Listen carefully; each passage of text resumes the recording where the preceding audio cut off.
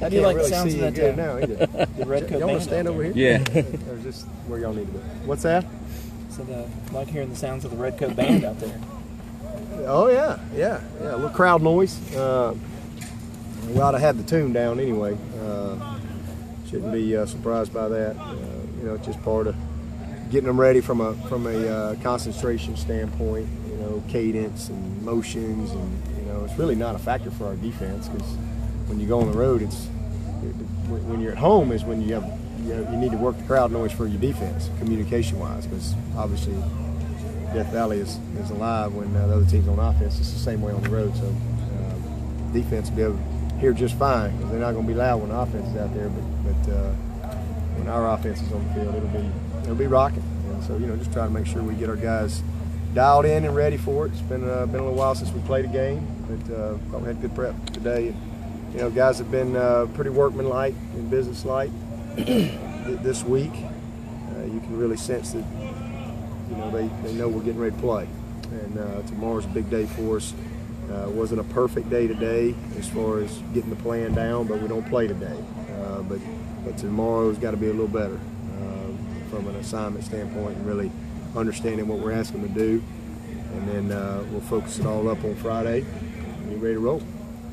Dabo, we were talking out here a little earlier. I mean, do you think Mark Richt is a little underappreciated at Georgia just for what he's done, and sometimes faces some scrutiny from the fans and whatnot? Yeah, the people who make those criticisms of Coach Richt, they have no idea. They have no idea how hard it is to win, and not just win, but win consistently.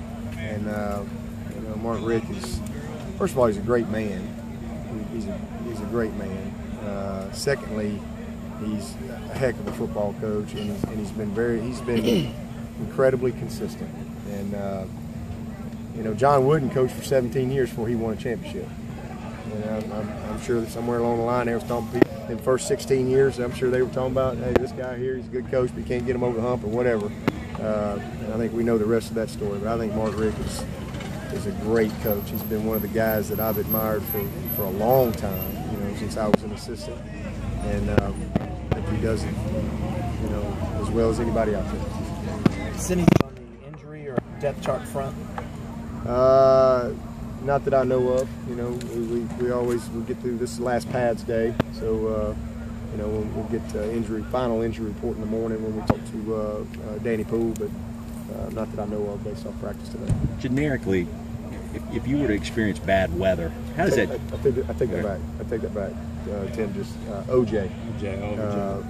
Oliver Jones got hurt yesterday, and I just found out in the middle of practice that he tore his ACL. Same one he tore in high school, you know. So he's had a couple ACL injuries now. He's had some foot surgeries. He's had a lot, and my heart breaks for OJ. You know, just because, you know, one thing I'll say about that guy is he is a guy who has persevered and has continued to chase his dream and overcome several things. But you know, wasn't a guy that was necessarily going to start for us this weekend, but he was a guy that was, you know, battling to be in the mix, and I thought he'd made really good progress. And you know, got hurt again this spring, and he'd come back from that.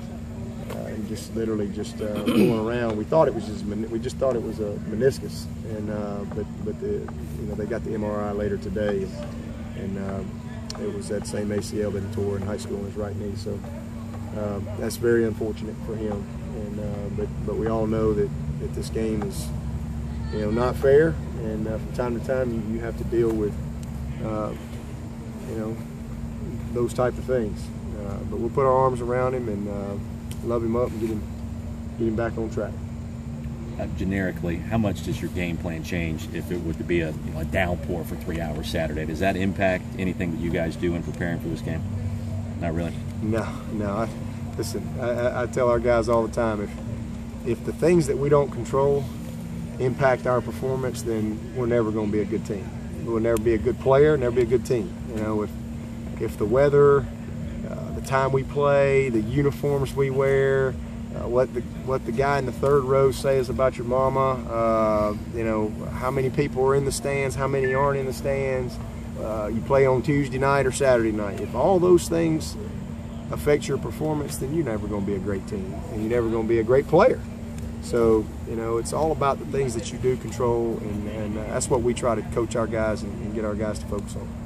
How have Stanton and Sharon been this week? Been good. You know, Sharon is looked good, and Stanton, I've been very pleased with Stanton. He's practiced since last week, really. So we're ready to go. All set.